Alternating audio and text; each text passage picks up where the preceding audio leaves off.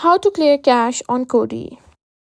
In today's video, I'm going to be showing how to clear cache on Kodi. We're going to be using Indigo to simply clear cache on our Kodi media player. So let's get started. Simply launch Kodi media player and click on the gear-shaped icon in the upper right corner. Press File Manager category on the system interface. Now double click on Add Source and hit to input the media locations.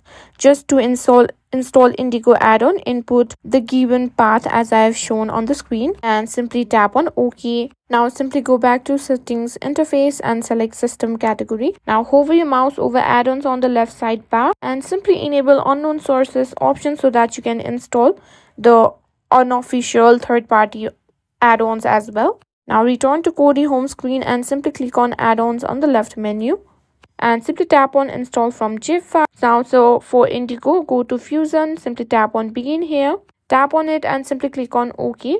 It may take a little time to install the add-ons. Please be patient. After the add-on is installed, message appears at the top right corner.